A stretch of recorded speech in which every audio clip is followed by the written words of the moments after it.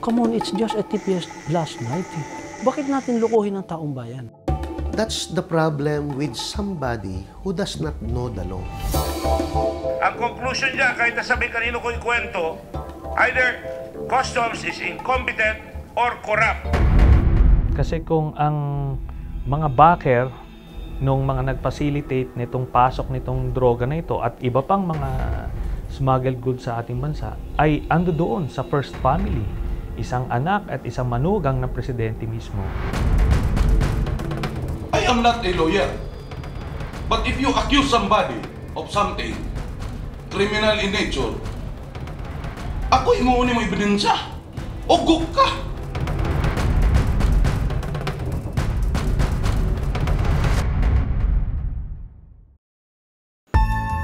Maglilimang buwan na mula nang makalusot sa Bureau of Customs o BOC ang mahigit 600 kilo ng shabu na nagkakahalaga ng 6.4 billion pesos. Ang mga ito ay nasa pangangalaga pa rin ng Philippine Drug Enforcement Agency o PDEA at National Bureau of Investigation o NBI. Moving forward, after the filing of the criminal case, the court shall within 72 hours conduct an ocular inspection of the confiscated, seized and or surrendered dangerous drugs, plant sources, etc., etc. And through the PDEA shall within 24 hours thereafter proceed with the destruction. That is correct. Or burning of the same in the presence of the accused or the persons from whom such items were confiscated and or seized. Ayon sa Republic Act 9165 o Comprehensive Dangerous Drugs Act of 2002, isang araw matapos makumpiska ang illegal na droga, dapat masuri ito ng PDEA. Pagkatapos ay kailangan ng makapagsampa ng kaso sa korte laban sa lahat ng sangkot. Sa loob ng 3 araw, dapat ma-inspeksyon ng korte ang mga ebidensya. Pagkatapos nito, dapat na sirain o sunugin ang droga. Preparation pa lang ng documents is mahaba. Pag-conduct pa lang ng inventory dun sa area, no? It will really take time. Pag nag-file ka sa fiscal, right away, hindi naman niya mariresolve. So, papabasahin pa niya yan. And once you file it in court, iraraffle pa yan. Mag-assign pa sa judge. And the judge, sa dami naman ng kaso niya, no? Hindi naman isa lang yan. May human factor yan. No? So, just to be realistic, no? Hindi talaga realistic yung 24 to 24. No? Ayon sa NBI, naghihintay sila ng court order bago sirain ang ebidensya. It's secured. Secured siya dyan, no? From the time it was inventoried and seized and inventoried and delivered dun sa division nung chemist namin, nakasil. Ang PDEA naman ay may court order na pero hindi pa rin nasusunog ang droga. Wala naman kaming incinerators. So, nagre-renta lang naman kami ng incinerators. Tapos yung proximity ng PDEA to yung ano namin, yung kung saan dinidispose, which somewhere in Cavite, malayo. Ang nangyayari, iniipon namin muna para isang bagsakan na lang at saka namin didispose. But there's of course assurance na kung ano yung na-confiscate at kung ano yung gaano kalaki yung na-confiscate, that should remain.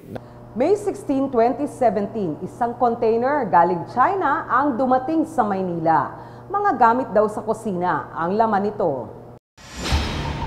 Matapos bayaran ng importer na EMT Trading ang mahigit 40,000 pesos na buwis noong May 18, diretso ang container sa Green Lane o Express Lane ng Bureau of Customs. Hindi na ito dumaan sa X-ray at nakalabas sa Manila International Container Port o MICP sa Tondo noong May 23. Papunta sa warehouse ng negosyanteng si Richard Tan sa Valenzuela. Joining us is Mr. Bartolome Mesolania from... May 25, nakatanggap ng tip ang Direktor ng Customs Intelligence and Investigation Services o CIIS na si Direktor Neil Anthony Estrella. Businessman Richard Tan, inalerto kayo. Ng Chen Julong, si Chen Julong, no? Na inalerto kayo May 25, Tapos ang sabi, around 11 p.m. may illegal shipment na pumasok. Na-receive siyang impormasyon sa China Customs Ministry sa Xiamen. Ano po yung ginawa ninyo matapos yan? So yun, so we did not spend much time. In fact, Okay. from the time we received the information, Israel received the information, it's only 3.5 hours nandun sa warehouse at nahanap na yung crate.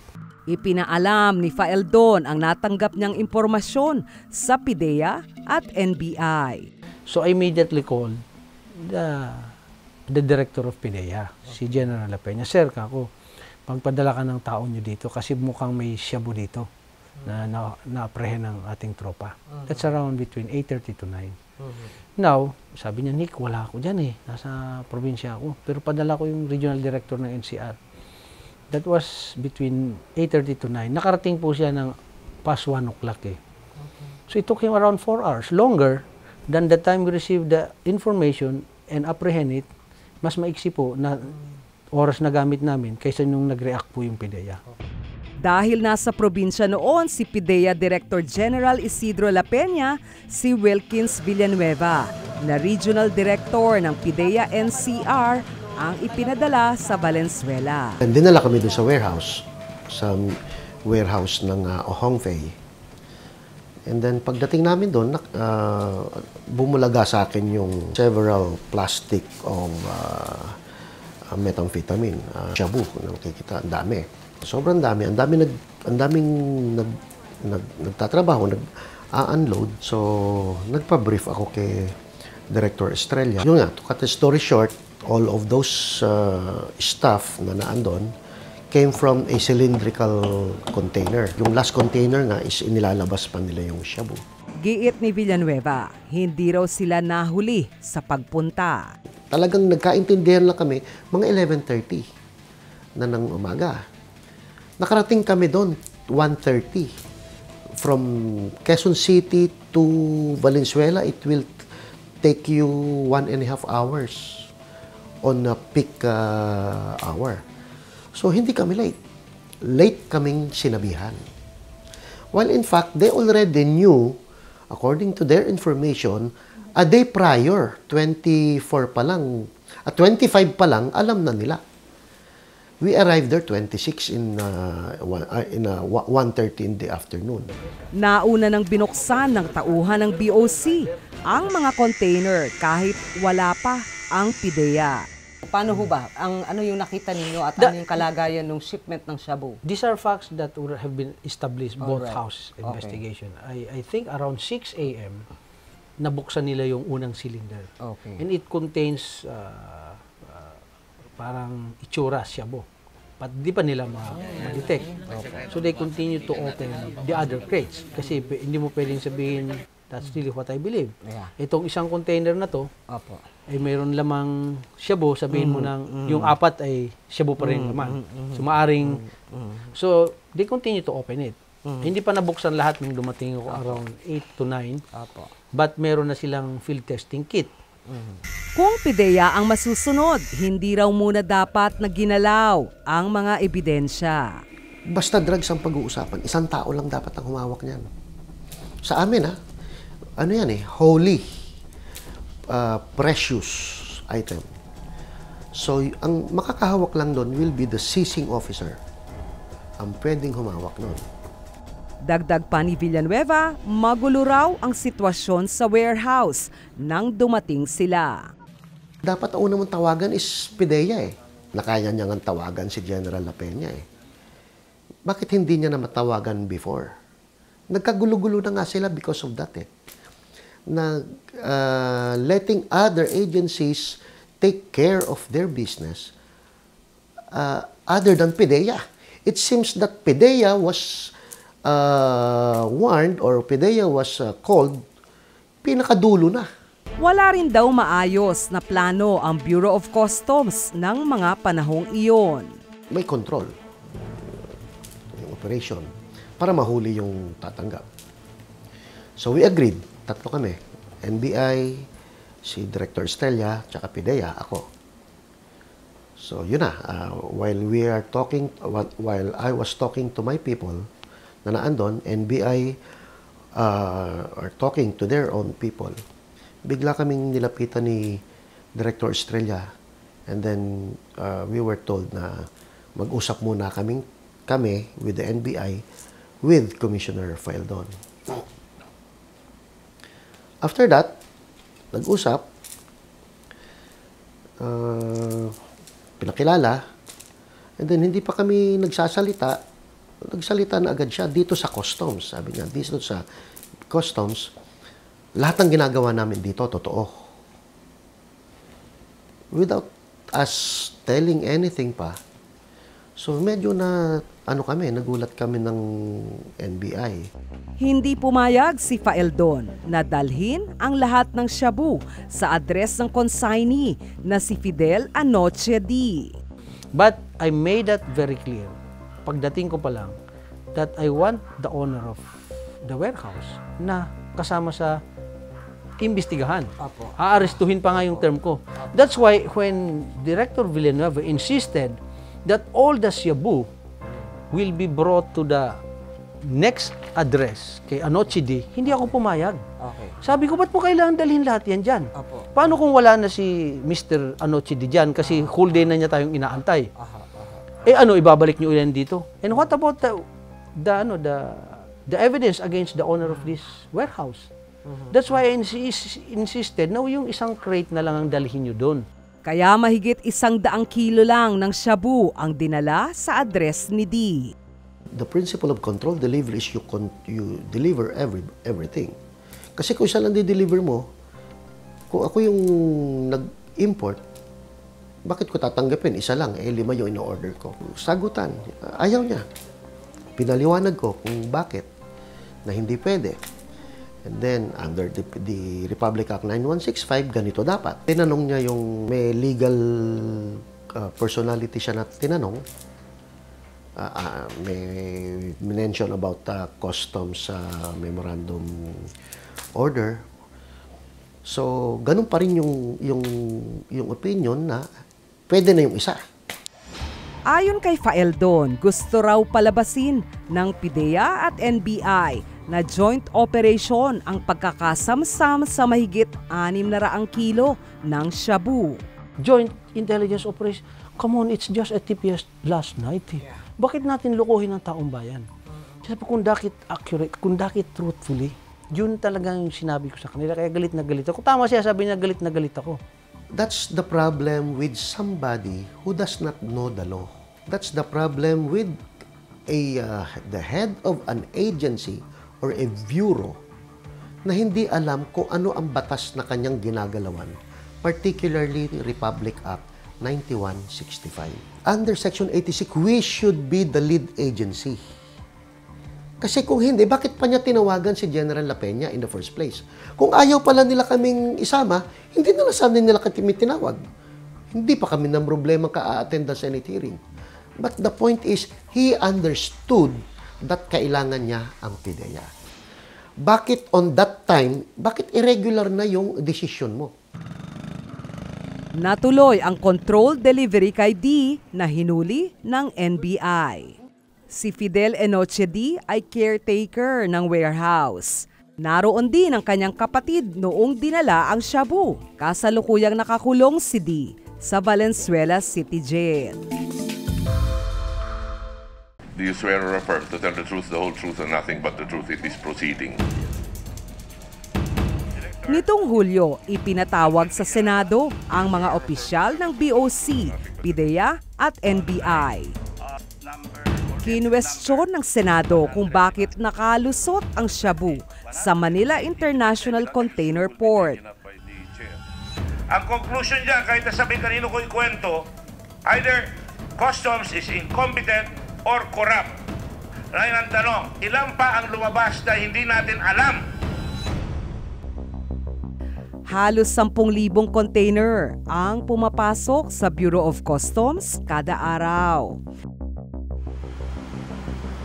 Ilalodge o isusumite sa BOC ang mga dokumento ng container.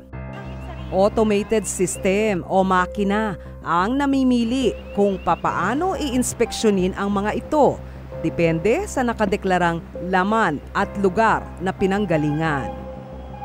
Kinakategorya ang mga ito sa alinman sa tatlong control channel, ang green, yellow at red lane.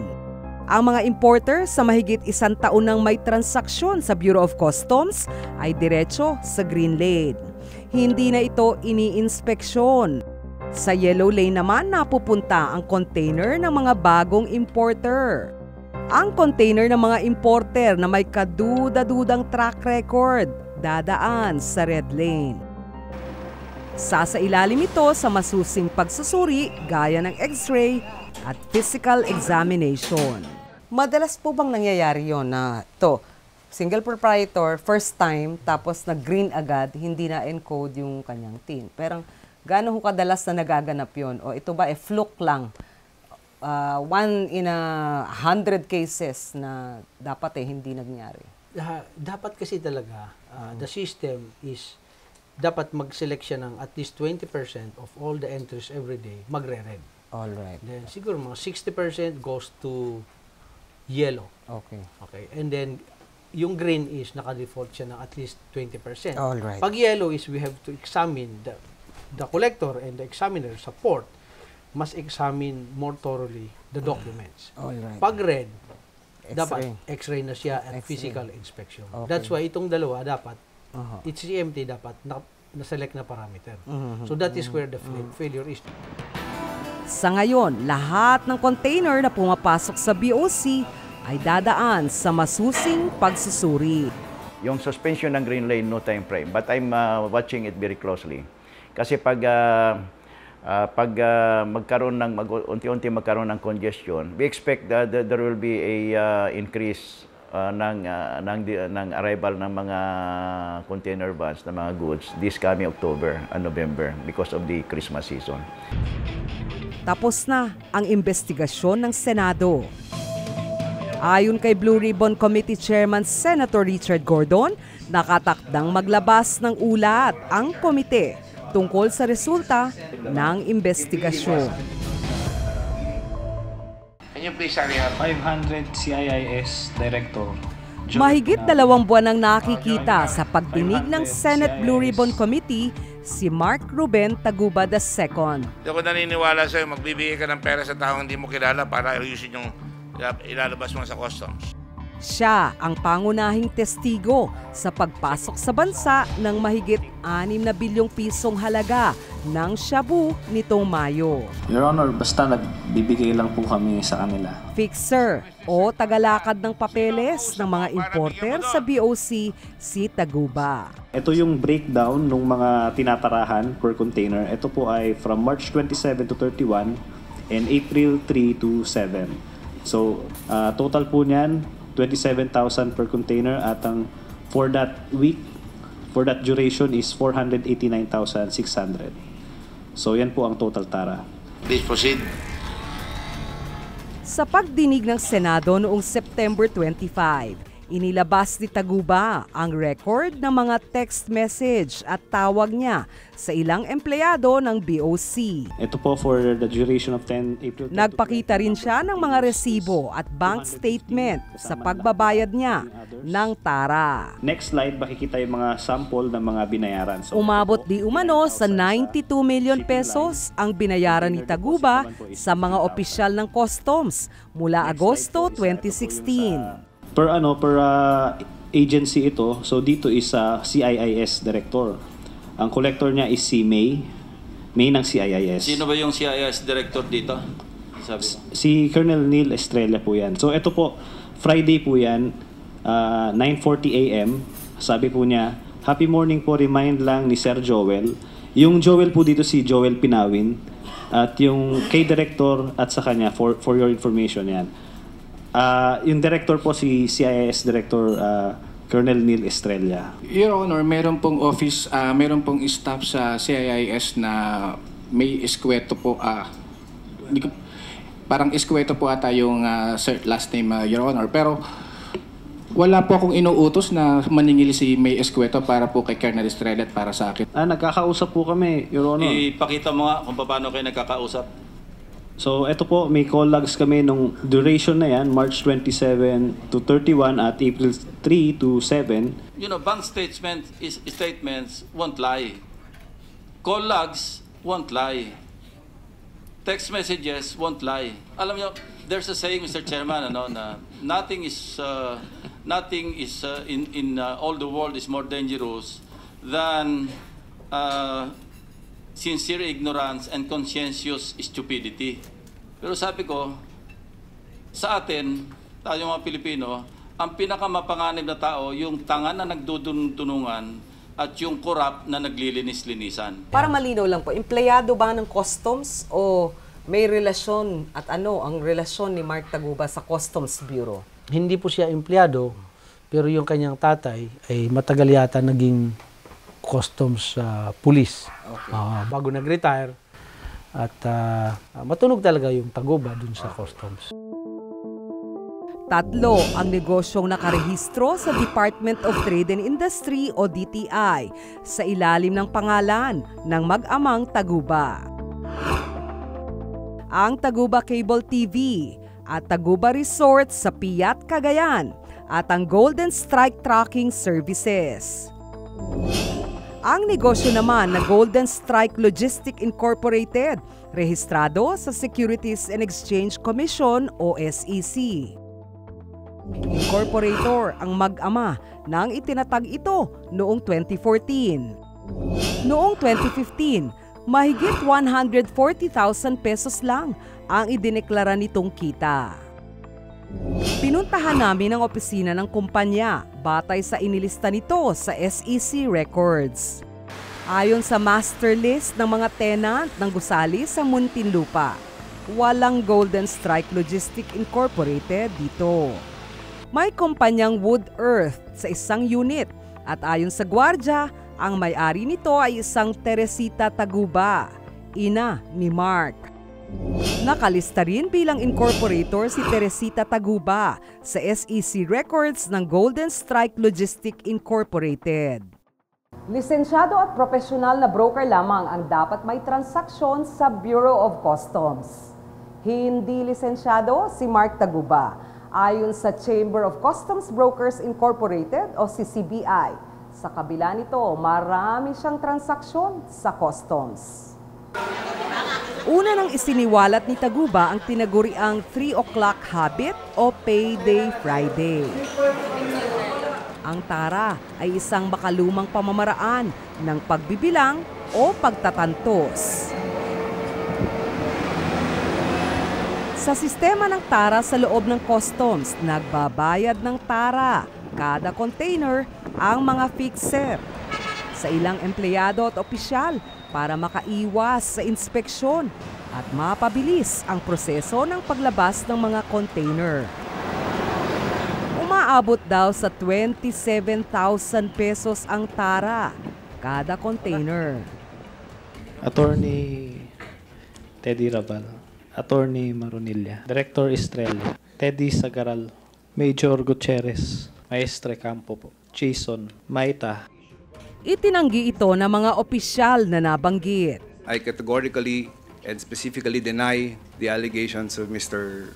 Mark Taguba. I deny the allegations that my office is getting something. I categorically deny that I received money from Mr. Mark Taguba. I am not receiving money from illicit activities, Your Honor. Itong Tita Nani, you mentioned he is part of the group, a group. Yes, Diba? Your Honor. Na nilabel mo as Davao Group. Yun ang sabi nila. Yun ang sinabi nila. Sino sabi? Sino yun nila? Yung sila Tita Nani po. And? Jack. And? Small. Pero ang mga naunang testimonya ni Taguba hindi nagtapos sa mga opisyal at tauhan ng BOC. Nakatransaksyon niya rin daw ang Davao Group, isang grupong maimpluwensya sa loob ng customs. Sa pakikipag-usap niya sa grupo, nabanggit di umano ng katransaksyon niyang si Tita Nani, ang pangalang Paulo at Pulong na mula sa Davao.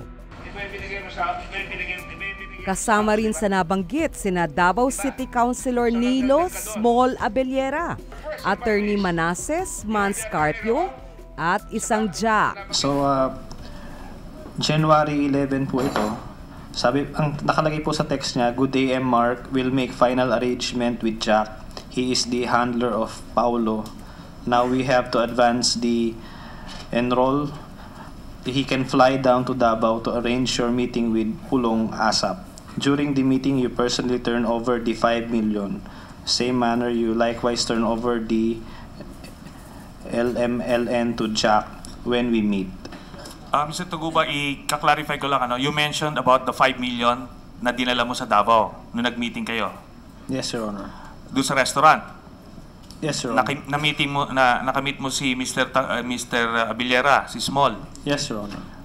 Naabot mo ba yung 5 million? Yes, Your Honor. Yes. Do you swear or affirm to tell the truth, the whole truth, and nothing Nang but the humarap sa Senado, umamin si Abellera na nakita niya si Taguba, pero itinanggi niyang tumanggap siya rito ng pera. Now, Mr. Taguba, can you identify? Sa impormasyon daw na nakuha ni Senator Antonio Trillanes IV, bahagi raw ng maimpluwensyang Davao Group sa BOC, si Paulo Duterte, kasama ang asawa ni Davao City Mayor Sara Duterte na si Attorney Manases Manscarpio. Pero itong mga pangalan ni Paulo Duterte at ni Manscarpio ay lumabas ito sa bibig ng mga resource persons na hindi ko yan mga testigo.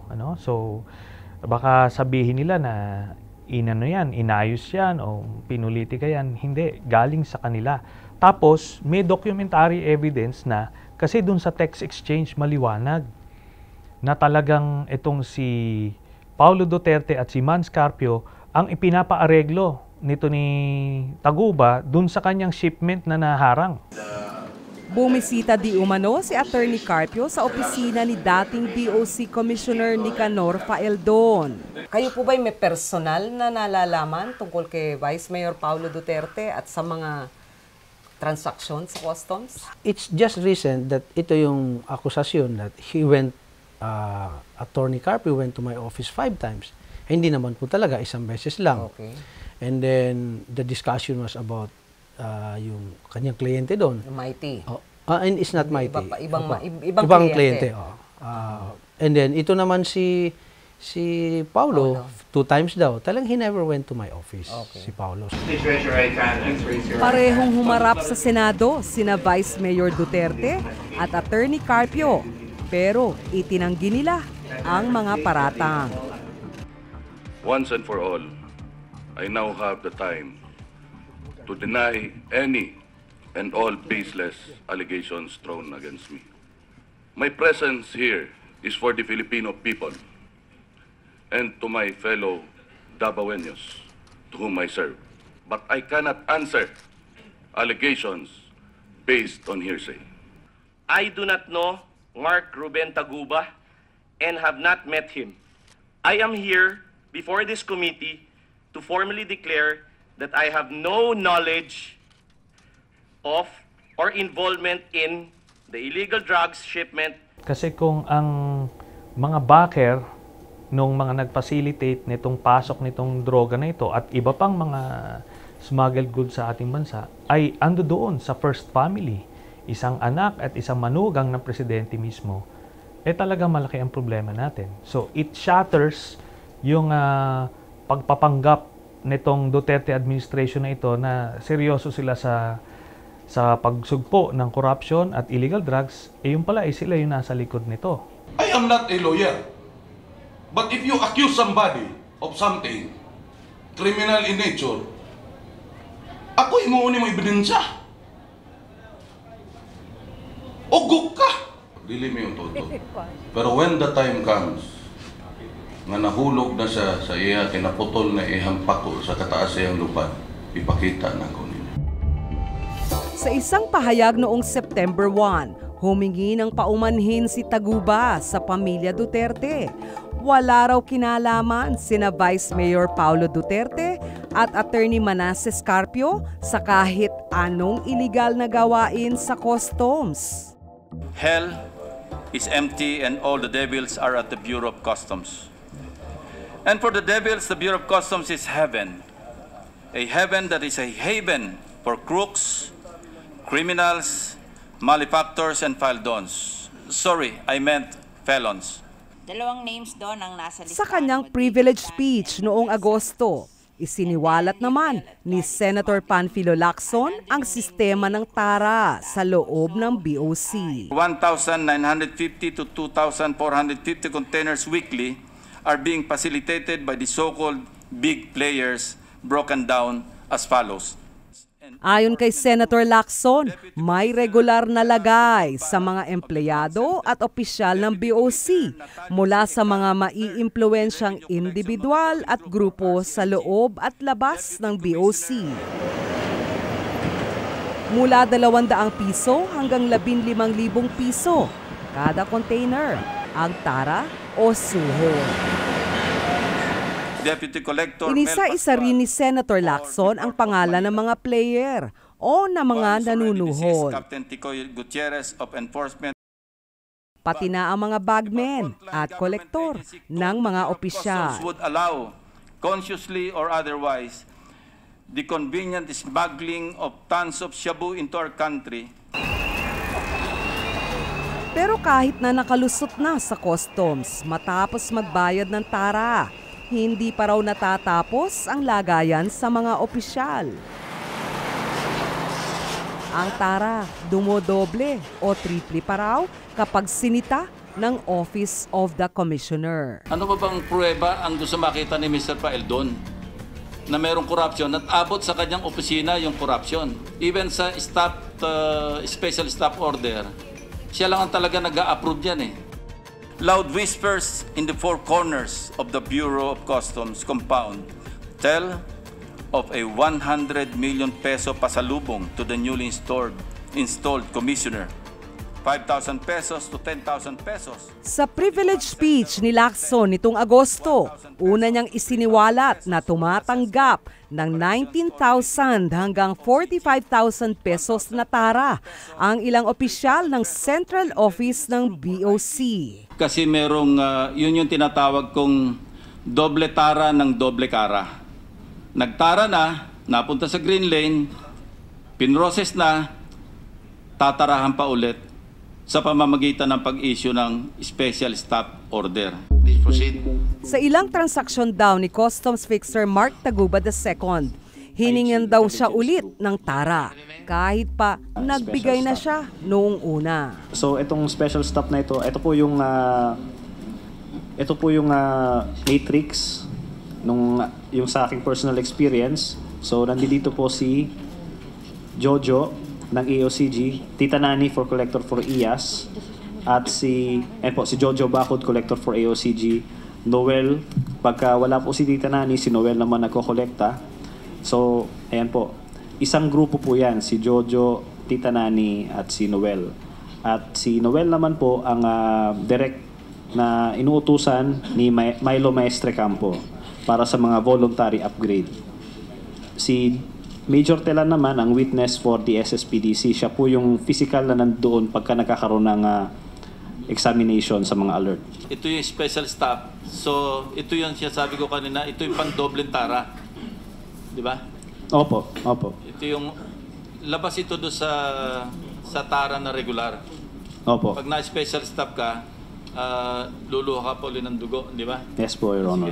Ito po mga text messages ni Jake. Idinitalya ni Taguba ang palitan nila ng text messages ng ilang opisyal sa BOC nang makatanggap ang kanyang shipment ng special stop order mula sa Office of the Commissioner. Example po ng special stop. Undervaluation o hindi pagdedeklara ng totoong halaga ng produkto ang dahilan ng order. Nag-text ako kay Major Telan dahil siya ang kontak ko dun sa SSPDC. Sinabi ko sa kanya, FCIU 8960137, ito po yung container number, hold OCOM. Green ito pero na-hold pa din. Text niya sa akin, kabayan, na-text ko na, check niya mamaya sa computer kung anong recommendation nila. At nakiusap ako na bantayan at tulungan tayo para ma-release. Next slide. Nang hindi naresolba ang problema, nakipag-ugnayan na rin daw si Taguba sa Davao Group, isang grupo na may impluensya sa loob ng BOC. Nag-Viber din ako kay Tita Nani. Viniber ko doon yung dokumento ko po para dyan sa container na yan. Ito naman po yung hold alert ko. At pagkatapos ko pang ibigay kay Tita Nani, April 8, nag-text na si Noel. Voluntary upgrade lang sir, kahit minimum amount, just to comply with the current system. Ano yung voluntary upgrade? Is there such a thing, Attorney Mangawang or Attorney Sebastian? Ano yung voluntary upgrade? Your Honor, practice ho yan na para wag na ma-delay, wag na matagalan. Nagbo-voluntary na lang sila, sige magbabayad na lang po kami ng additional payment in duties and taxes. Yan ho ang tawag ng voluntary upgrade on the part of the importer. Thank you. Paano nyo dinajustify yan? Walang basis yan.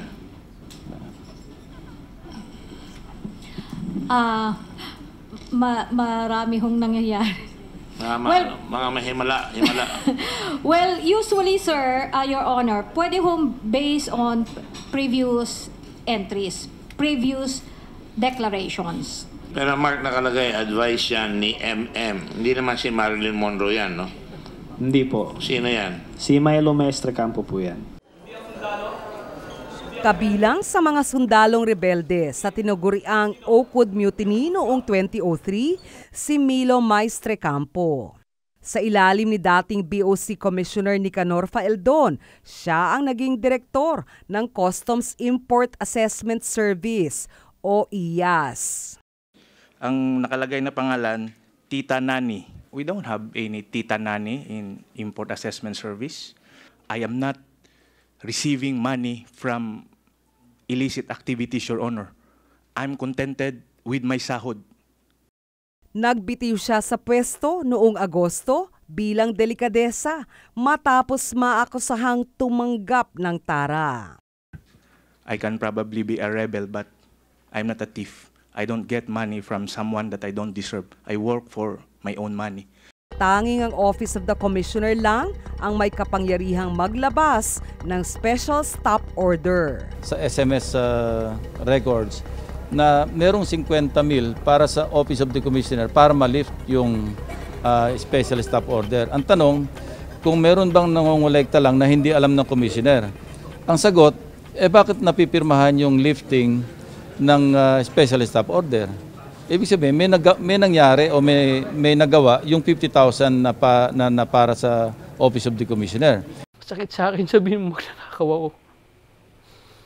Yun ang pinakamasakit. Yeah, because 12 kami magkakapatid.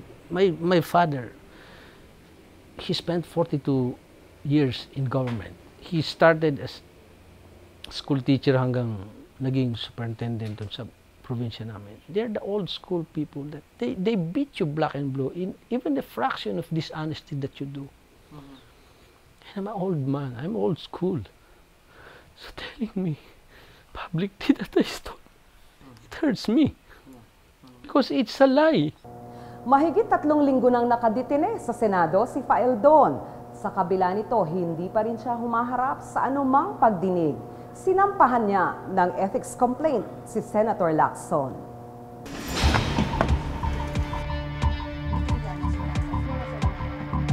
But this ethics complaint is about Lacson lying. Lying to destroy me. Now, makikita natin yung resolve ng members of the ethics committee kung papayagan ba nila na mayroon silang kasamahan na gagamit ng kasinungalingan at sisirain yung isang inosenteng resource person nila. Sinampahan din ng ethics complaint ni Faeldon si Senator Trillanes. Sa ngayon, isinantabi muna ito ng Senado para pag-aralan ang kanyang reklamo. May plano naman daw ang bagong commissioner ng BOC para matigil na ang sistema ng tara sa loob ng ahensya. I will not allow them to continue that and to destroy the name of the Bureau. Stop corruption and increase revenue earnings. This was the marching order I received from the President last August 22, 2017, when I reported to him, and he formally informed me that I will be heading the Bureau of Customs. Ang direktor ng Philippine Drug Enforcement Agency o PDEA na si Isidro La Peña ang pumalit kay Faeldon bilang hepe ng Bureau of Customs. Now, when I came to the Bureau of Customs, siyempre, I had the mandate, yung marching order ko from the President. Sabi niya sa akin na to stop corruption and improve the revenue collection or revenue earnings of the Bureau of Customs. Ang dating direktor ng Philippine National Police Region 3 na si Aaron Aquino ang itinalaga ni Pangulong Duterte na bagong Director General ng PDEA. Well, as I have said, yung sources ng ating illegal drugs are coming from our ports, both seaports and airports. And as much as 70% ng illegal drugs are coming on that areas. So what we need to do is just to focus, to stop that illegal activities. Yun lang yun. And then all others, katulad nung pagmamanage ng mga drug lords sa ating mga bilibid prisons, it should be stopped. And para mahinto na rin yung mga seaside or shipside operations. 3 pang opisyal ng PDEA ang inilipat sa BOC. Itinalaga ni La Peña ang dating PDEA NCR Regional Director na si Wilkins Villanueva bilang bagong direktor ng Customs Intelligence and Investigation Services o CIIS. Pumunta si Commissioner La Peña sa Customs. Nakinausap naman ako. And I even volunteered. Kasi, bakit pa ako magtitiis sa mga 50 grams, samantala naman kaya naman namin pigilin yung gripo dito. So, anong nangyari? So, I decided, Sir, I will join you. I will help you. If not to curb graft and corruption, but at least to stop inflow of dangerous drugs. Because yun yung forte ko eh. Pinalitan ni Villanueva sa pwesto si Neil Anthony Estrella. Nagbitiw si Estrella sa Customs noong August 11. Inilipat rin sa Customs si Gladys Rosales na dating direktor ng Plans and Operations Services ng PDEA. Siya na ngayon ang hepe ng Import Assessment Service o IAS. Si Felimon Ruiz na dating direktor ng PDEA 7 ay inilipat sa Enforcement and Security Services o ESS. We have a parallel investigation on that. Sa ngayon, hinintay pa namin yung result ng investigation, ng Senate investigation na yan. And from there, we will take off doon sa gagawin namin na investigation. But there's a parallel investigation that we are doing. Yung mga ibang nabanggit andirito pa, pero yung iba, nag-resign na. But just the same, resign or not resign, they will still be the subject ng investigation. Sinampahan naman sa NBI ng PDEA ng kasong paglabag sa Comprehensive Dangerous Drugs Act si dating Customs Commissioner Nicanor Faeldon at 11 opisyal ng Customs. Simula noong 2003, nagsasagawa na ng lifestyle check investigation ang Ombudsman sa iba't ibang ahensya ng gobyerno. Kasama rito ang Bureau of Customs. Sa datos na nakuha namin sa Ombudsman, mayroong 8 empleyado ng BOC na under preliminary investigation. 8 kaso naman ang nasa administrative adjudication. 7 sa mga empleyadong ito ay nagtatrabaho pa rin sa BOC hanggang ngayon. Kapag napatunayang may sala ang empleyado, posible siyang maharap sa kasong administratibo na maaring mauwi sa pagkakasuspinde o pagkakatanggal sa serbisyo. Ayon sa accomplishment report ng Bureau of Customs noong 2016, sa ginawa nilang pag-iimbestiga sa mga empleyadong dawit sa iba't ibang reklamo, 68 kaso ang for dismissal. 11 naman ang sasampahan ng kasong kriminal. Taptara, no take, no give policy, and then we will go by the correct valuation. Sa pagdinig ng Senado, malinaw na may katiwaliang nagaganap sa Bureau of Customs at matagal na itong nangyayari. Ang mas mahalagang tanong ngayon ay kung sino ang dapat managot at maparusahan. Kung kayo po ay may usaping nais matalakay ng aming programa, mangyari pong makipag-ugnayan sa aming Twitter at Facebook account. Maraming salamat po sa inyong pagsubaybay. Magandang gabi, ako po si Malu Mangahas at ito ang Investigative Documentaries. Karapatan mong malaman ang katotohanan.